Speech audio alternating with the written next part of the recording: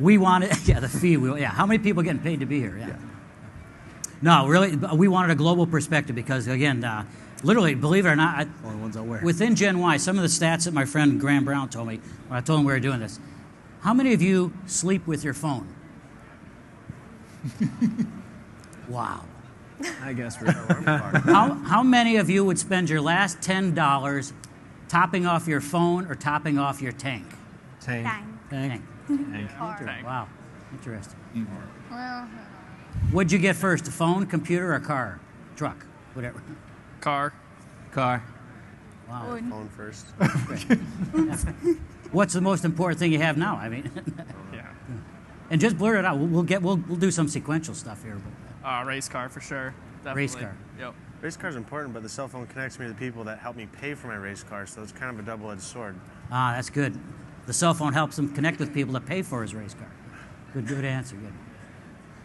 Julian, why don't you take it away? I'm really interested when you finally retire, now whether that's 65, 70, 75, what do you want to be remembered for?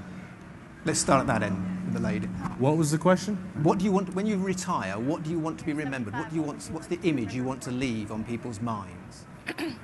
Oh, that's a tough question. Wow, that is tough. Have at it. oh, geez. I guess just to be the best. I mean, there's not very many females in racing, and I just want to be not only the best female, but just the best person I can be, and just I want people to remember me and say she wasn't just the best female driver out there, but she was one of the best drivers. You know what I mean? Yeah. That's just how I want people to remember me. So you don't need the qualifier, woman driver, girl No, driver. You just need the best driver. I just want to be just as equal as everybody else out there. That's cool. I can relate to that.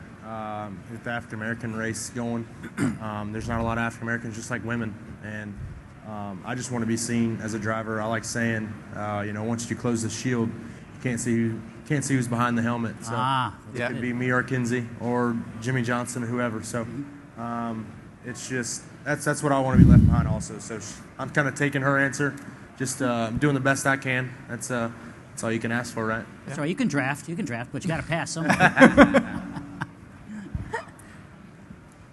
When I retire, I guess what I want to be remembered for is I want to be maybe like a chief designer or leader of a studio at one point, and maybe just retiring off that, and knowing that I designed a bunch of successful cars that really helped establish either a new brand or an existing brand, and help change that design language for the better.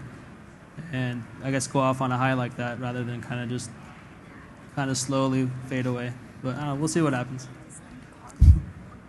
I don't know. I guess I don't even know if I necessarily need the credit, but I love being a car guy and being an automotive engineer. I think that the one thing that I'd like to have done by the time I get to that age is have put out a car that people will appreciate for generations to come. I mean, I think it's a very different automotive market today, where I think classics or tomorrow's classics are few and far in between, and I'd like to be known for having a role in developing one of those vehicles. I'd like to leave probably a legacy behind of probably, again, like Chris said, a car that not only is innovative and meets requirements, but is something that everybody can look at and enjoy driving. I think I want to bring back the joy of driving, which has been lost, I feel. I'd like the youth to enjoy driving. Maybe it's not a race car, but maybe it's just a commercial car, but I'd like to bring back the joy of driving. Very good. Pretty much, what Bubba and Kenzie said. But I want kind of what she was saying, legacy. There's a lot of history where I'm from in the Northeast with modifieds, and greats that actually one's in the Hall of Fame of NASCAR. Richie Evans, he came from modified. So there's one thing I want to do. If I can't find the way to move up the ladder, that's to be the most successful I am in my division. And right now, I'm only 23 years old. I got my first wheel modified tour championship out of the way, and I'm just going to keep trying to continue on being a champion and winning races and being the best I can be and being successful. Cool, good. Well, like you said, an idol of yours is Steve McQueen, and he was dead more than a decade before I was even alive. And you saw that cigarette now. His name is tattooed on my arm. He was very much a person who was don't talk about it, be about it. He was an all-around package. He was the essence of cool. He did a lot of his own stunts. He raced motorcycles and cars and did all that. You know, I want to be the greatest at what I do, and to say that short course off-road racing is going to be the last thing in my career would be very naive for me to sit here and tell you. I don't know if I'm going to end up racing against one of these guys. I'm racing currently what Jimmy Johnson started out racing in before he went to NASCAR. So to say that I wouldn't be racing against one of these guys in NASCAR one day would be very ignorant of myself to say. So, I mean, like I said earlier, I would like to be the all-around package and be remembered for putting my all into everything. Not only if I become a team owner someday, if I'm a race car driver, whatever I do I'm gonna try to be the best and excel at, not only on the track but off the track, and be a role model and be present for kids to grow up and be able to be in a position like we all are sitting here right now. I mean, I've had a lot of great role models, and I want to be that for someone else. If I don't become you know, a 5-time NASCAR champion like Jimmy Johnson, or a 7-time Supercross champion like my father. I'd like to be that influence on some kid, regardless of whether I become a champion or not, although that is the goal. Very good. Paul, got any questions? Sure. He's written his We only have one designer, but I actually would like to hear from everybody some opinions about car design.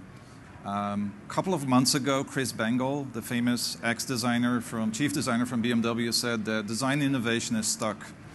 We basically see the same thing over and over again, with car companies copying each other's unique designs. And I want to hear from each and everybody of you how you would like to see design evolve in the future. Just what's cool in design? What do you want to see? What do you want to see? Yeah. I was talking about this recently. How long is it going to be before we see flying cars? That's That's on my bucket list. That's all planes. planes. All right, planes. Well, I guess we already have them. But that's what I was talking about recently. Yeah, you see a lot of the same stuff on the roads now, no matter if it's 2013, 2014. Kind of looks the same. So definitely make it, I don't know, trick it out somehow, make it different, make it stand out. I mean, that's what it's all about. I think that I agree that it's has begun to stagnate, and I think it's for like a couple of reasons. I think that there's a lot of competitiveness between companies. I think there's a lot of worry that if they don't do what the other is going to do, then they might fail at something. I think there's an unwillingness to maybe take a larger risk. I also feel that that they are not taking, not just on a design side, but just a huge leap in innovation, something completely different with disruptive technologies from like design, so from the aesthetics and the functionality of the vehicle. I think that regulations have played a major role in kind of narrowing down the freedom to design in vehicles. And I also would say that from an engineering standpoint, where we're fed data from kind of the marketing side, and that's kind of where the next black box to spit out to the next before production. A marketing analysis is only good as the questions you ask, and it's only as good as the statements that you allow to hear and the sample size. And so I think that sometimes a lot of faith is put into marketing reports without too much attention to how those were designed and the content that you might actually get out of it. You know, if it's poor quality in, it's going to be poor quality out. It's like actually what Rivka. Yes. It's what you were saying, the joy of driving. That really, honestly, I'm 23 years old, but I can tell a lot of people around me, they don't really enjoy driving anymore.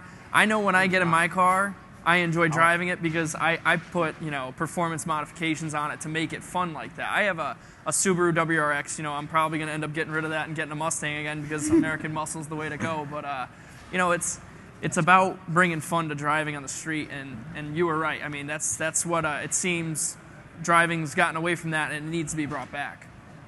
I think right now what we're looking at is manufacturing, designing so that it's manufacturable. But if we can make manufacturing to design, once the designer has designed something, if we can then decide how to manufacture it instead of limiting the designer to what our manufacturing capability right now is, I think that would be the change that we would like to see. We would like to see those pretty cars in the market because designers are able to give us that, but we're not able to take it into the mainstream. All right.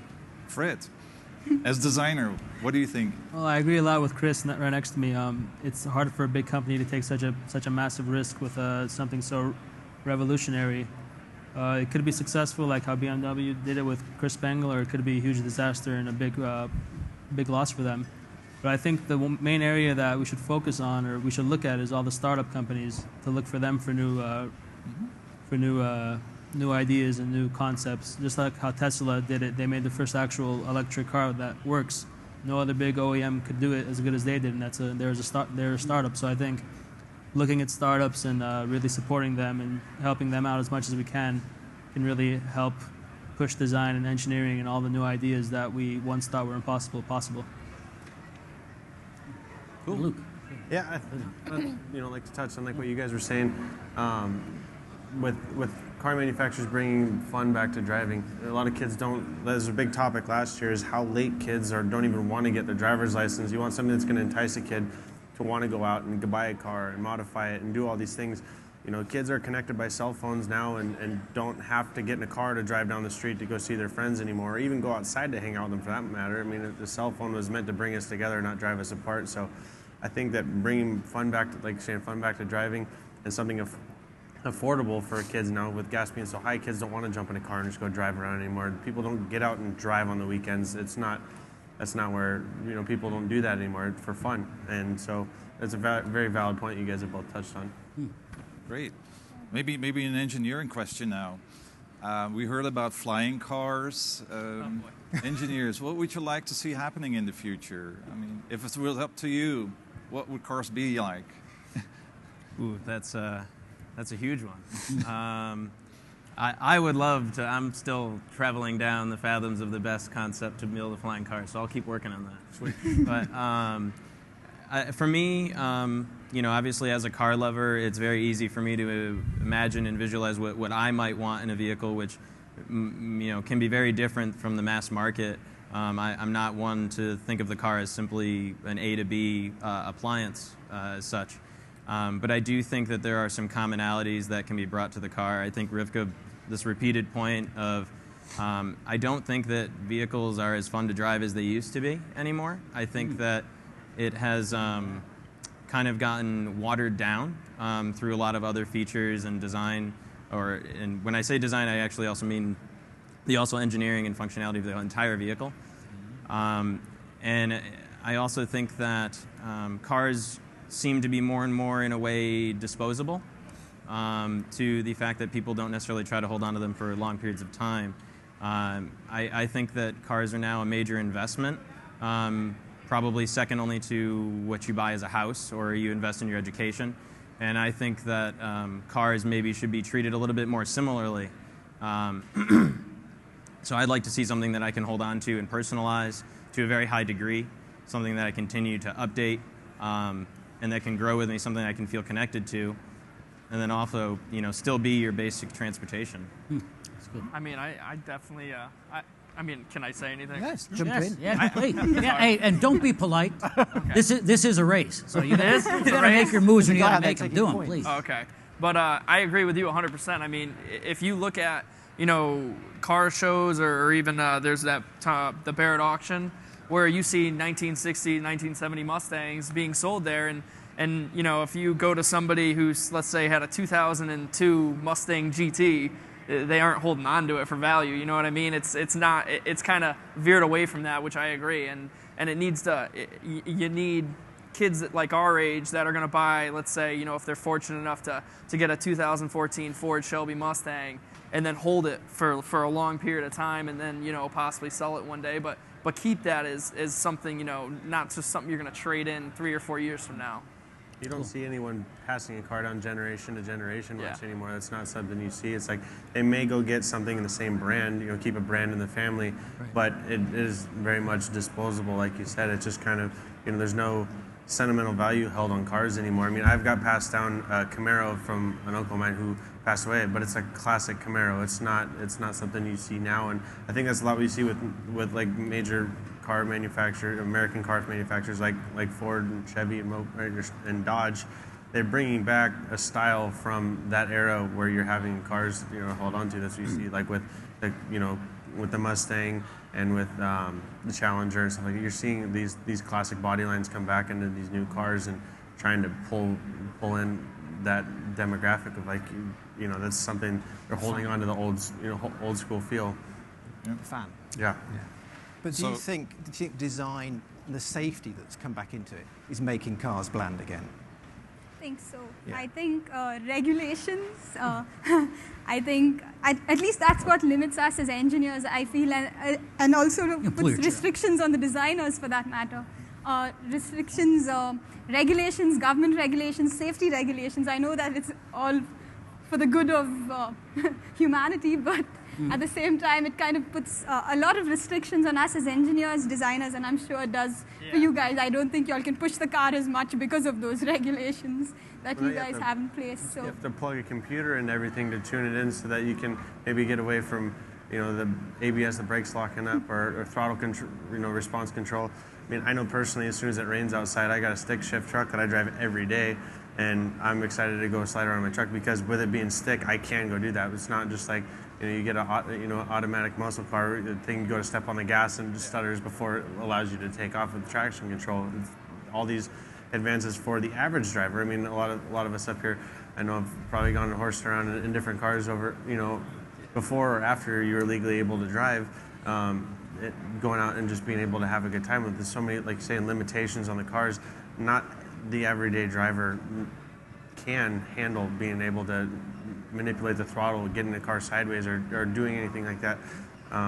So I think with all the advances in technology, you guys are very limited in what you guys are able to do as far as keeping it fun and for that demographic that can handle driving a car that way versus the demographic of people who can't necessarily handle it.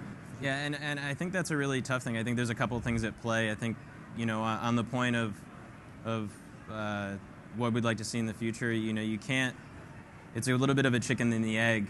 If there aren't cars that people want to buy that are like that, then they can't do that. But then, it works the same way vice versa, right?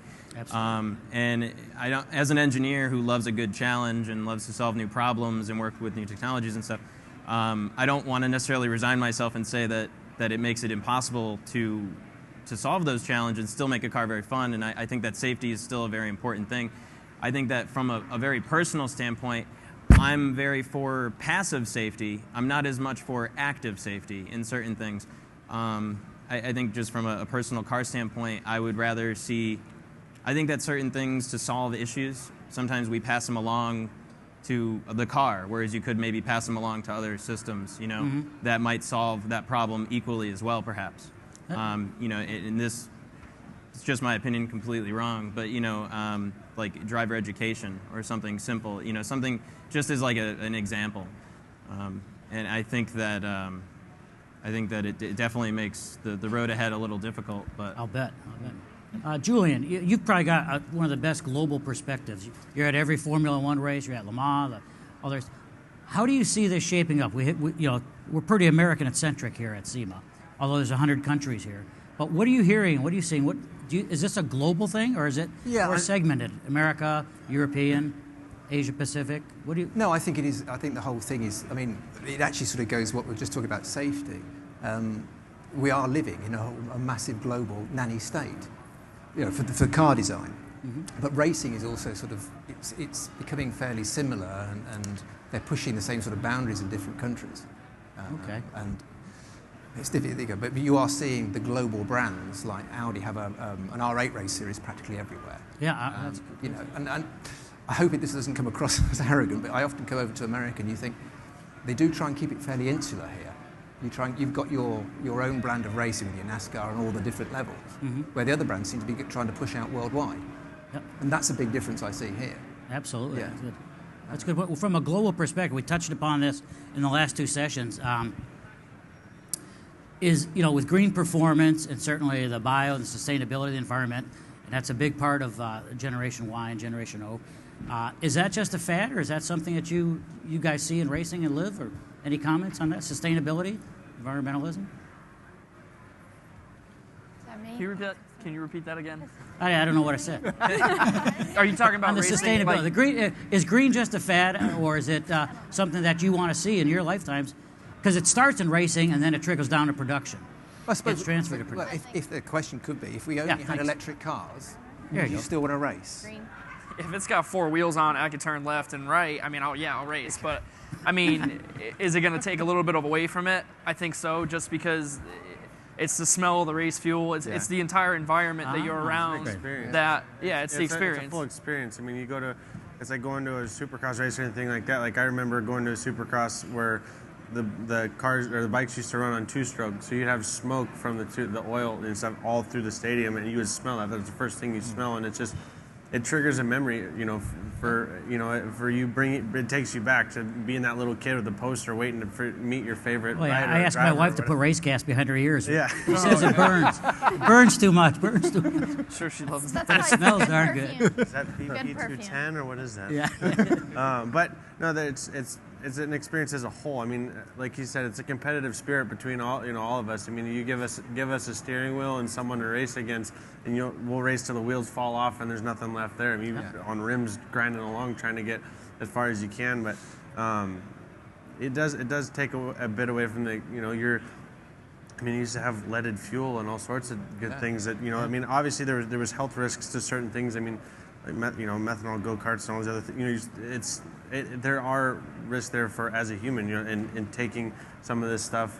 But at what level does it completely take away from the performance side? There are other precautions you can take before you take it away from a vehicle. Where there's a piece of safety equipment that I would wear personally on my person, whether it's like I wear a neck brace and a helmet and all the stuff in the car, where there's a breathing apparatus inside the car. If that's what it takes, then that's what I do to keep racing with high octane race fuel.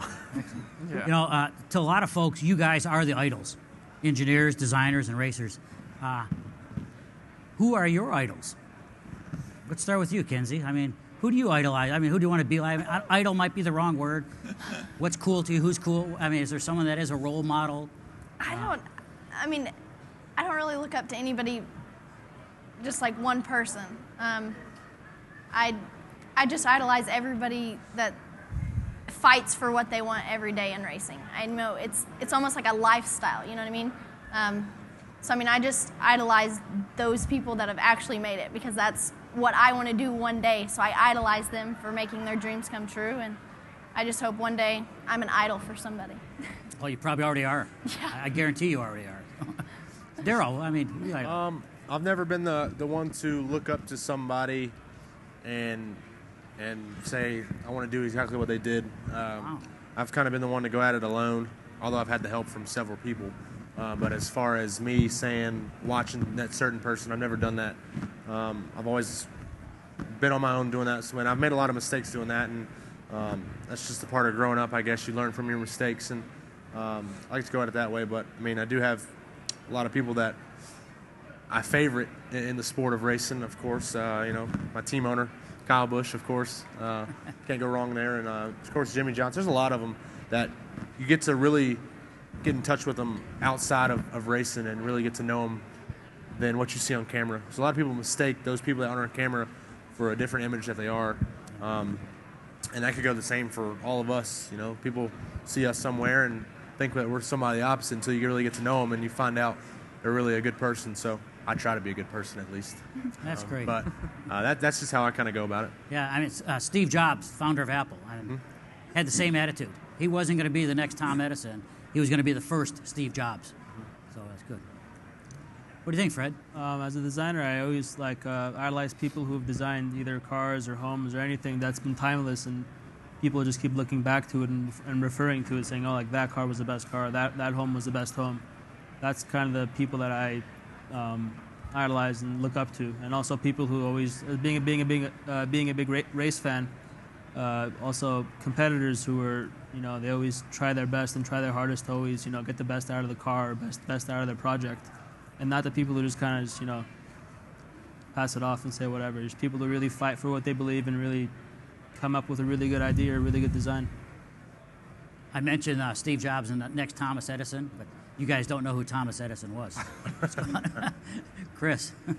I think I have many idols, and for a lot of different reasons, like my professor, Dr. Van Hovens, or my grandfather, who was a very self-made man. And then, but specific to the automotive industry, and I feel like this is always a controversial answer for me, but I'm a big fan of John DeLorean.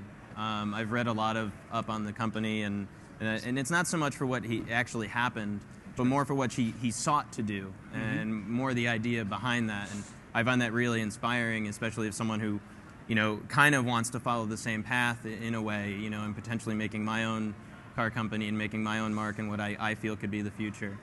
Truly differentiate innovation. Right, exactly. I love that. And I respect that to a large degree.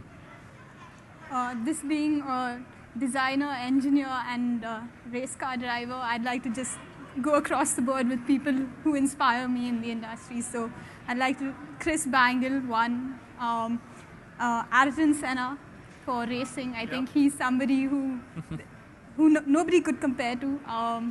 Then let me, Enzo Ferrari, for that matter, is somebody I think made a huge difference in the world. And even if I read like a speck compared to what he did, I'd consider myself successful. And last but not least, I'd like to say my dad.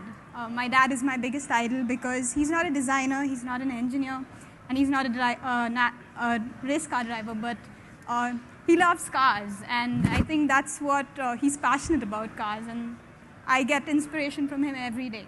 So Excellent. I think your father had a coffee plantation. Yes, actually. Excellent. But he's a big car fan, so I think part of the reason I'm here is because of him. Very good. That's cool. Ryan. Well, I mean, for me, I'm pretty much I like hardcore racers. Somebody who's really grassroots. That's going to be in the race shop 7 days a week, working until midnight, getting the car ready. And if I had to pull drivers in from NASCAR, it'd be like a Dale Earnhardt. You see his life story. He struggled. He earned it. And and then from a driver standpoint, watching somebody modern day Sebastian Vettel. I mean, I love watching in-car cams of that guy. He's really up on the wheel. He's a wheelman, and like she said, Ayrton Senna. That guy. Anybody who hasn't seen the documentary Senna is just really missing out. He was a great guy. He was an idol to an entire country, and it really brings chills to you when you see that documentary and see the dedication, and the ability he had. It's sad that he wasn't around longer than he was, but. Sometimes great things get taken from us a little too early. So true.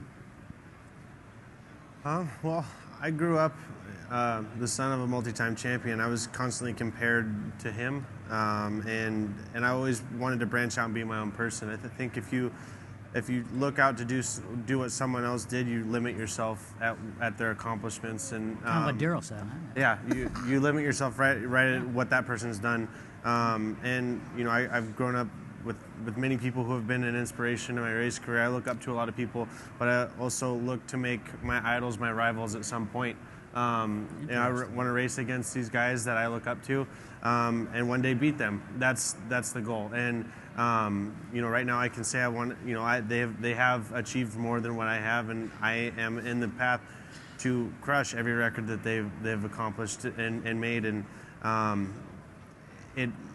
it's men like this that have done these great things that are pushing us all, or men or women, anyone, to push us to do better than what they've done.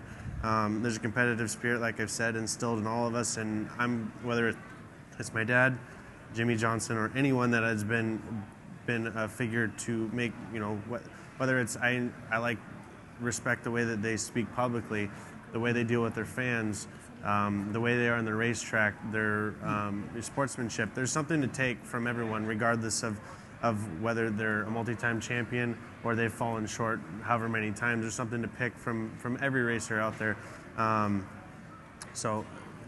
There's to sit here and list off everyone that I've looked up to, we'd be here for a long time. But my goal is to beat everyone and race against the guys that I now idolize.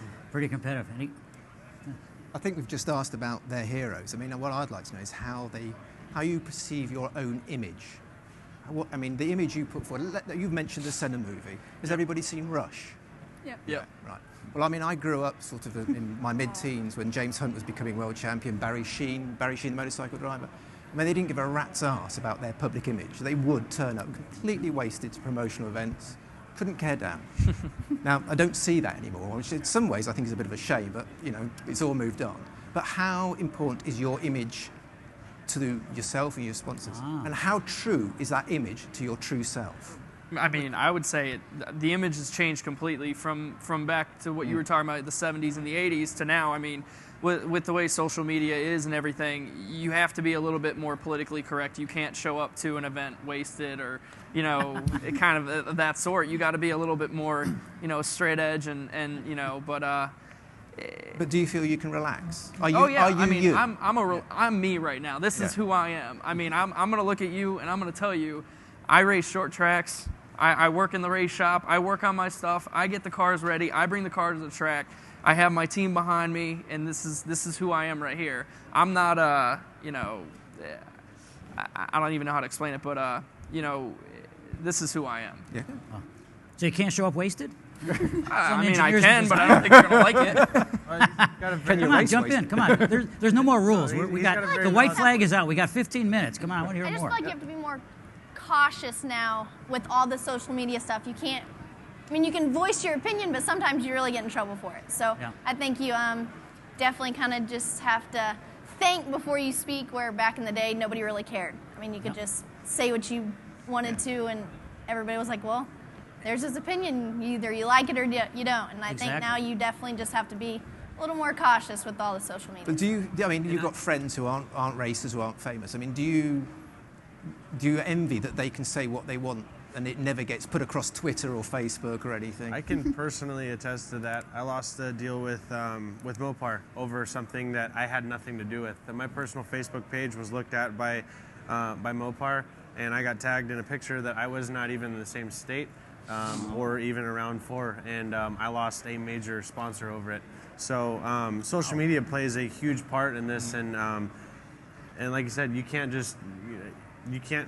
go out and just be that kid at a random party and stuff like that. And none of us, I don't think, are. I put a lot in my racing career, and one party is not going to make or break my life.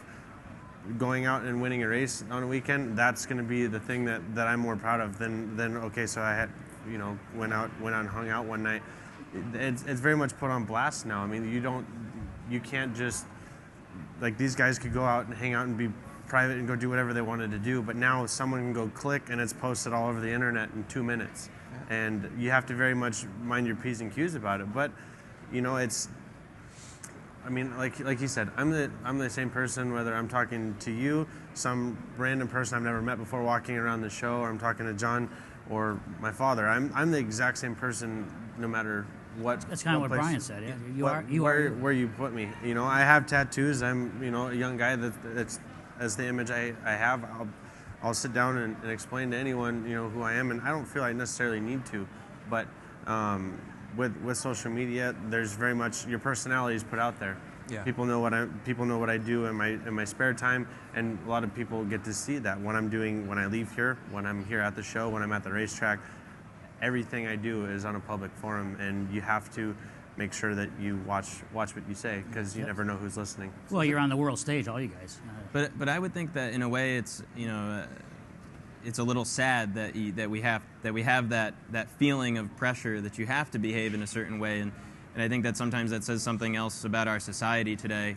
That maybe there's an extra sensitivity or this pressure to feel perfect, but in a lot of ways I don't think anybody is that perfect, and I think it's almost a way that people feel this need to exhibit in something that's inauthentic, really, in a lot of ways. I'm someone who I'm here right now because it's something that I'm very passionate about, and I put my emotions drive everything I do.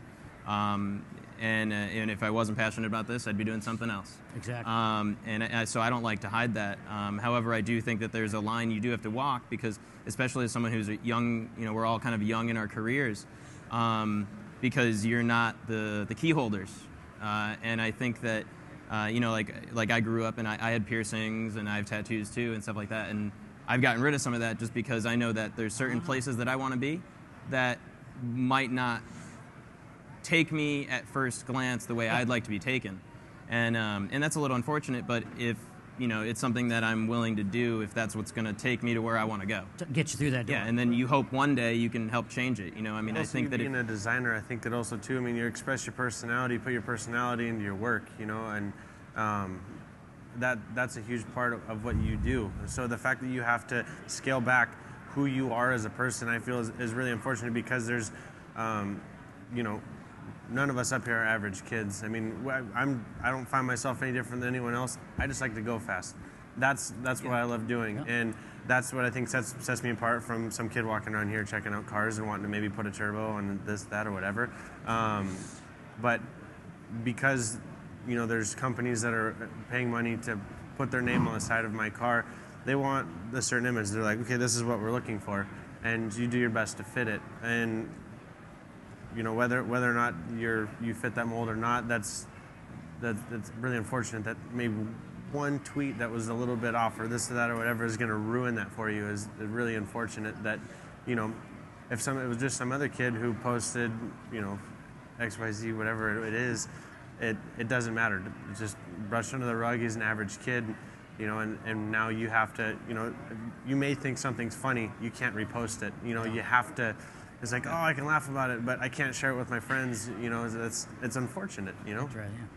Let's turn the tables here. We're getting close. We got about 10 minutes or so, but this is your stage. What do you want to tell the SEMA community? What do you want to tell the racing world, the design, the engineering community? What if it's not a question or a comment? If you want to ask Julian or Paul, what do you want to ask SEMA? Anybody want to sponsor me for next year? There you go. Does anybody want to sponsor Daryl? You got it out first. There you go. Sign up. I love it. Here's my question. He was saying you travel with Formula One a lot. So what's the future of Formula One? What's the next generation? What you think the future of Formula One's going to look like, and anything as far as that goes? That's why you're here, Julian. Yeah, that's why I'm here. Yeah. I think if I knew that, I'd be a multimillionaire. Yeah. There's only one person who does that. I think that's Bernie Eccleston. They seem to be struggling to find ways to make it interesting for the public to go. They've got the television audience, and that's fine, and they're making their money out of that. But people often say to me, "Oh, it must be great to go to a Formula One race." And yeah, it is, and the sound is amazing and everything. But actually, you don't see much. Yeah, well, it's road racing. It's But even so, you don't. And it's become very impersonal, very private. Even us as a supplier, we may get a pass to go into the F1 paddock for 30 minutes. Mm-hmm. And they time you in and out and all this sort of thing. So it is strange, and I don't know. I worry about Formula One because it's supposed to be the pinnacle of motorsport, and it seems to be a very in club. Yeah, But you're right. Someone like Vettel is a hell of a driver, what he did last weekend, to sit back in 10 years' time and say, do you remember when he just pulled away and led that like that, won so many races on the trot? That's going to be good. Yeah. So no, I can't give you that answer. But I don't think anybody can give that answer on any race series. Really. I figured I'd pick your brain. Yeah, you are here. Hey, jump in. There are no rules. I have a question for all three of you, actually. I know you got us all on the stage, but how can we get designers, engineers, and race car drivers all in the same room without getting them killing each other in the professional environment? Yeah. I know this was just a discussion here, and it's very nice to hear everybody's point of view, but how do we get all of them working together so that we are able to design the most innovative products, get them to look really cool, engineer it for safety and regulations, and then push them to the limit as these guys do? Well, I think you bring Luke, Kenzie, and Brian, and Daryl down to Clemson on your Deep Orange 5 that you want to have there, and you get their input. Yeah, I see. That's Come on, really have the way us down. to go. Yeah. Paul's got the person. It's education. Start really young, because when each of you have gone 25 years through your life and then you start collaborating, then you're basically already predetermined to start fighting. Well, I'll tell you, I'll throw that out there. If you guys want to have a session here next year, why don't you run it? Yeah. I'll give you the stage. Julian will pay for it through iBox. There you go. You guys want to do that? I think what he's touching on education is something that's kind of near and dear to me. Is auto shop is something that I was able to experience in high school. I got nominated for an academic award, so I wrote this speech and stuff, and cut a front wheel drive car and have to go drive it around. But I was one of few kids that actually dove into it and fully embodied the experience of being able to to do stuff. I cut a scooter in half and had a desk, and I rode it through my school and got yelled at by the dean. But I was allowed to mess around with this stuff. And you see auto shops slowly and slowly disappearing from high schools, and it's not an experience a lot of people get to have anymore. And now I'm at a fab school, and I'm learning how to fabricate chassis so that I can do it all on my own. I can build my own race cars and then go out and race them. Because these opportunities to race cars don't come around anymore. There's not, the manufacturers aren't in all forms of racing. You know, there's a lot of people that are just going out and buying a crate motor because it's what fits their budget or whatever. And you know, like when I was growing up, my dad had an opportunity to race for Chevrolets. How I came to know John, and then Jimmy ended up filling the second seat as somebody who's bringing up in the sport. You don't see that anymore. Opportunities aren't handed out. You have to go out and make it for yourself. And so that's where, you know, it's unfortunate these opportunities to become a designer or become interested in working on your own race cars is slowly slipping away from kids. They may not have, like myself, touching my mic. They may not have a multi-time car racing champion, bike racing champion as a father to have that drive and passion for automotive stuff. They may have a dad who's a lawyer and a mom who's a nurse and has nothing to do with cars, but they need an outlet for it. And if they don't have it at their own school, where else are they going to get it unless they actually push hard enough to get it? Yeah. Actually, Jimmy lied to me. He came to the LA Coliseum and told me he was your cousin, your dad's cousin, and I gave him a ride in a Chevy Thunder truck. Rick Hendrick saw him, and the rest is history. And Jimmy remembers that story, but Rick doesn't. I mean, I agree with him 100%. Just my grandfather built modifieds. He did a whole, like, he changed the revolution in modifieds as far as chassis wise goes. But you see a lot of kids, you know, our age, a lot of them, you know, they're learning as far as adjustments goes, but learning how to build a chassis. I mean, that's one of the perks I would say. Is I race for a chassis builder. So during the week, I'll go down there sometimes, and he'll have me doing stuff with him, and I'm learning how to build chassis at the same time as you know, as all the adjustments he's making or setting the race car up with him. It's more to be a successful race car driver. It takes more than I would say, you know, being a public speaker and being able to know the little things at the racetrack. You got to be at the shop. You got to be willing to work. You got to be willing to know what the car is and how to build one. I mean, it's things go in full circles. It kind of got away from building your own chassis, and I think, like he's saying, he's going to a chassis school. He's learning how to build his own chassis. I think it's going to take a big full circle, and you're going to end up learning how to manufacture your own stuff soon. Yeah. Well, there's we've got Carl Klimek and Rico back there from Square One Foundation. There's a lot of technology in the vocational stuff, working with electronics and robotics and things like that you don't find in a curriculum. You got to find it. It's like getting down, Paul. I got one last question. Absolutely.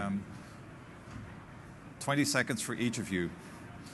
You all talked about cars of today are no fun anymore. And we all struggle with the definition of what is fun. It's easy to criticize a product that somebody else designed and engineered, but it's much more difficult to really come up with a white sheet of paper and tell us what is fun. So if each of you could just say 20 minutes or 20 seconds. 20 minutes? 20 minutes, 20 seconds. Wow. This isn't a forum. No, 20 seconds. How can we make cars more fun? And it's really interesting that we have a diverse audience here, racers, engineers, designers, and maybe all of them have something different. So how can we make more cars more fun? Fun. I think the cars nowadays that you drive on the road basically drive themselves. I mean, you can set the cruise, you can set it to where you run up on a car, it slows down. I mean, you don't do anything. So I think it needs to get away from that. I mean, all the automation. So like the Google car, yes. Autonomous vehicles, Yes. unmanned. Interesting. Wow. Of course, I'm going to say speed. But like Kinsey said, you know, let's take away power steering, see what you really got. something. Whoa. See what you got. Change it up. I mean, you got to be different. Yeah. Because the world's changing. It's changing every day. So Absolutely. Yeah. I like that. I think as what she was saying, all like the driver aids to help the cars. I mean, that's there for a reason. It makes it a lot easier, especially if you're in traffic. But to make driving funner, it has to be, I think, a little more risky. Like kind of the unknown of, I don't know, maybe something might happen on the way to somewhere. Or, I don't know. I mean, you have the little things on your mirror that tells you if somebody's there anymore. Seriously? I mean, come on. You can't turn around and look.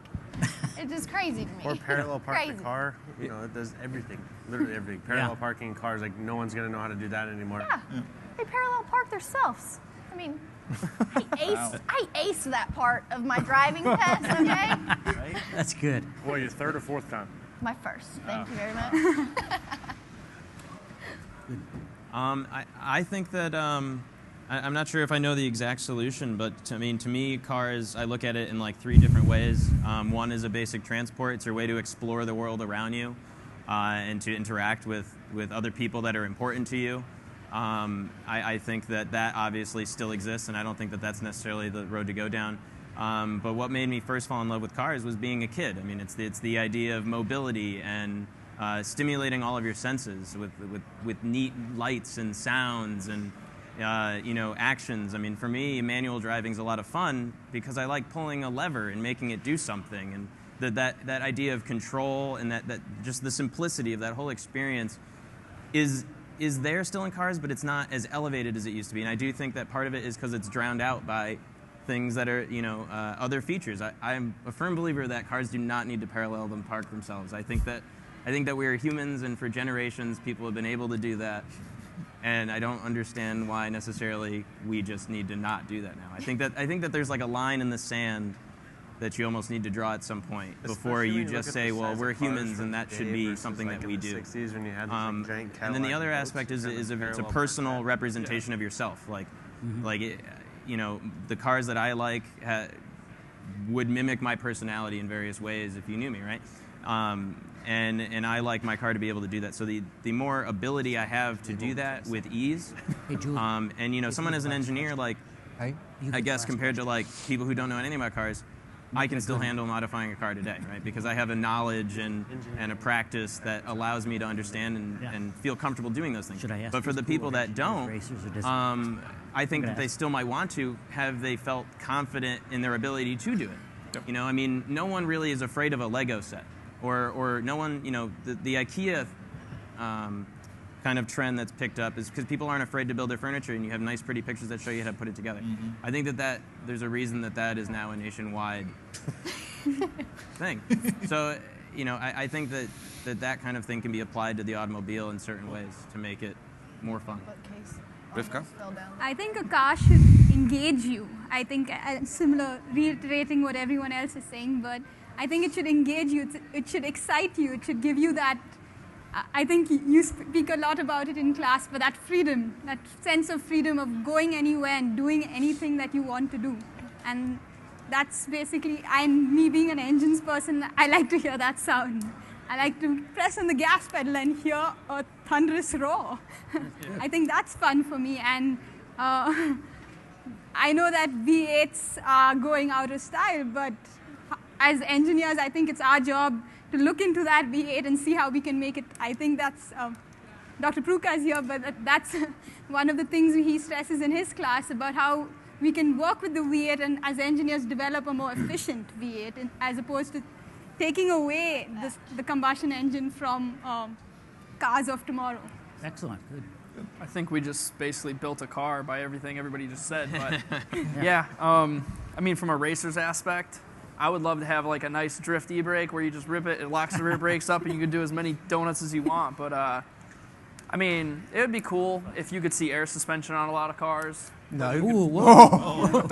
I know there is. I mean, Cadillac CTS, I believe, has air suspension. Actually, a lot of Cadillacs have air suspension, but that's just something. That's what I would personally like. But what I personally like isn't what everybody else likes, so I don't know. That's Julian sells springs. Yeah, so yeah, I know. You ain't getting sponsored. That's why I said it. Or is that Ibach spring water? Ibach can make an air suspension. It's just get rid of springs. Yeah, I don't think that's going to happen. I know. Luke, what did you do to make cars cooler? To make cars I run Ibachs on my race car, so don't worry. Yeah, okay, good. I think today's a lot more about instant gratification. Kids are texting and trying to keep themselves entertained while driving a car. The car can entertain you, but with instantly hitting the pedal and being able to have something to throw you back in your seat, it's going to make it more fun experience, like he's saying. Being able to have the option to put a hydraulic e-brake in there and go and rip donuts around. There's so much, like with these safety controls, that limits you from getting these cars back to the basic functions where you have to go build a tube chassis to get that, solid rear axle or those specific brakes to do it. You have to basically start from scratch all over again. Otherwise, you got to figure out where to cut the wiring harness so that you don't have the stuff, in traction or traction control or ABS or anything like that. So I think just being able to simplify it so that you can modify it to have it where it's fun to be able to either get rid of those safety features for us who are ready for it, or keep them on for those who can't handle it. Okay, so this is the lightning round. This is the last question. Julian is going to ask it. This is for all the points. This decides who gets invited back next year. I'm not invited now. Yeah, no, he's gone. No, there are no points. There are no points. It's really a fame and fortune question.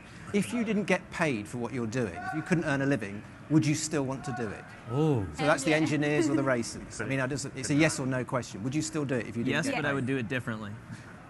Jump right in, everybody. No, there's no order I definitely here. wouldn't want to live on the streets if that's what it came down to. But I would definitely do it if I didn't make money. If I lived decently and not on the streets in a box, I would definitely do it. Wow. So if you didn't get paid for what you're doing, would you do it, right? Basically? I don't get paid now. I would still do it just because waking up and doing something you love every day is enough motivation to do it. Yeah. If I was doing something I hated, I don't know what the hell I'd do. I mean, I love what I'm doing. I mean, sponsors give enough money to just, I'm not making anything off of racing at this point in my career. Where I make money is I coach and do other things because of my racing. People have sought me to teach them to do what I do, and that's how I make money racing right now. I mean, I was paid by sponsors to do what I'm doing, and even if that's why I'm doing everything, trying to do everything on my own. If I can do it on my own, I don't have to wait on someone else's money to do it, and I can go out and race. I mean, if tomorrow I lost all my sponsors, I would do everything I can to try to make as many just make races. one bad tweet, and I can guarantee you will lose all. Yeah. One bad tweet and I'll lose them all. But I mean, I've worked very hard to get people like Peak, Hot Wheels, Red Bull, alongside on my race cars to get where I'm at now. And maybe one day there'll be a point where I'll be able to make money racing. But at this point in my career, it's about making, just not going negative. Yeah. Okay, last comment. You got to do this in 80 characters or less. Oh boy, that's hard. What do you want to say? You got one message out there you want to get out to the world. This will be recorded, live streamed. So what do you want to get out? Let's start with you, Paul. What do you want? I think we've defined Deep Orange number 8. Very It's good. a SEMA enthusiast project car. Okay. Excellent. 80 characters. You made it. Yeah. Kinsey. I'm in. I'm Kinsey, John. and I just want everybody to remember my name. Bam. That's good. She kind of takes the cake with that one. That's my answer. Perfect. Dang it. I think the future is bright for design, so keep that in mind. Cool. I think that a lot of our generation is very ambitious, and I think that a lot of us don't believe that things are impossible. And I'm just personally excited to see that hopefully we deliver on those. Cool. That was 81 characters. Amen. I think collaboration is the way to go. I'd like to work with all these interesting people in the future. I think that's a challenge for us engineers to be able to preserve design and have products that meet racing standards. So. Excellent. Good. I would say go to NASCARHometracks.com, check out all your short track racers, and see the upcoming future. There you go. There. I think I just want all racers to live to old age, and that's the job of engineers to help. Last but not least, Well, you can follow me on Instagram and Twitter at LukeJohnson14. Ah, there we go. Got it. Yeah, That was a good one. Inspire someone. All these kids up here were inspired by someone to go out and achieve great things. And if what I said here today or anything these here said today had someone pass by, is going to pass it on to their kid and maybe up here another day. So inspire someone to go out and accomplish great things, whether it's in motorsports or not. Prefer it to be motorsports because that's our livelihood. Yep. It's not a sport if you don't put gas in it.